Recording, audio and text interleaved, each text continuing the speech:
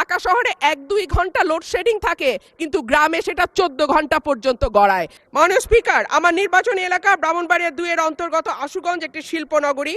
এখানে আছে সার কারখানা, বিদ্যুৎ কেন্দ্র, চাল কল, মিল, ফ্যাক্টরি, আছে বন্দর।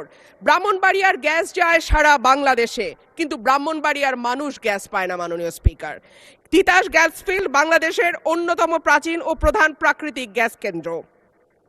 1962 সালে আবিষ্কৃত এই গ্যাস ক্ষেত্র থেকে বর্তমানে 22টি কূপের মাধ্যমে দৈনিক প্রায় 325 মিলিয়ন ঘনফুট গ্যাস জাতীয় গ্রিডে সরবরাহ করা হচ্ছে। 1991 সালে সরাইল উপজেলার সদর ইউনিয়নে গ্যাসের সংযোগ দেয়া হয়। শুরুর দিকে গ্রাহক ছিল 1000, বর্তমানে কাগজে কলমে 5000, কিন্তু অবৈধ সংযোগ যদি আমরা এর সঙ্গে যুক্ত করি তাহলে প্রায় 8 থেকে 9000।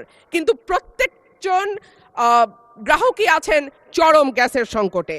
সরাইল সদরে 1.5 কিলোমিটার এলাকায় 6 ইঞ্চি এবং 1 কিলোমিটার এলাকায় 4 ইঞ্চি ব্যাসের পাইপ দিয়ে গ্যাস সঞ্চালন লাইন টানা হয়েছে। এরপরে পাড়ায় পাড়ায় 2 ইঞ্চি ব্যাসের পাইপ বসানো হয়েছে। কিন্তু সমস্যা হলো সকাল 7টা থেকে দুপুর 2টা পর্যন্ত গ্যাসের কোনো চাপ থাকে না, চুলা মিটমিট করে জ্বলে। এরপর মন চাইলে গ্যাস আসে 1 ঘন্টার জন্য, তারপরে আবার রাত পর্যন্ত গ্যাসের কোনো খবর নাই। দেশে গ্যাসের সংকট আছে, তার উপরে শীতকালে গ্যাসের চাহিদা আরও বাড়ে। অন্যদিকে আছে অবৈধ সংযোগ। Bakhrabad gas transmission and distribution system limited Brahmanbaria কার্যালয় থেকে জানানো হয়েছে, লোকবলের অভাব সহ নানা সংকটে তাদের তদারক করা পুরোপুরি সম্ভব হচ্ছে না।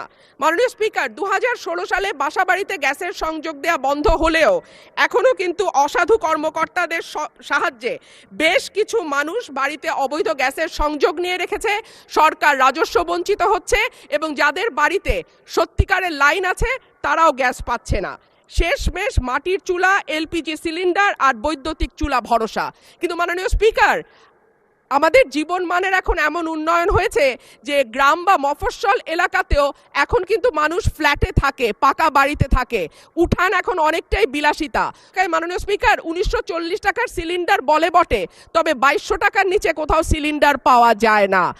আর আমরা যদি বিদ্যুতের চুলার কথা বলি তাহলে বলতে হয় ঢাকা শহরে 1-2 ঘন্টা লোডশেডিং থাকে, কিন্তু গ্রামে সেটা 14 ঘন্টা পর্যন্ত গড়ায়। সুতরাং গ্যাস ছাড়া আমাদের আসলে এই মুহূর্তে সত্যিকার অর্থে চুলা জ্বালাবার মতন জ্বালানি নেই। এবং ব্রাহ্মণবাড়িয়ার গ্যাস যেহেতু সকল দেশের অন্যান্য এলাকায় সকল এলাকায় যায়, সুতরাং আমার দাবি থাকবে আগে ব্রাহ্মণবাড়িয়ার গ্যাস ব্রাহ্মণবাড়িয়ার মানুষ পাবে, তারপরে এটি অন্য এলাকায় যাবে। জীবনের সাথে চলে hi-fi, all time healthy life। নিশ্চিন্তে খান স্বাস্থ্যকর অল টাইম পান, অল টাইম হেলদি লাইফ।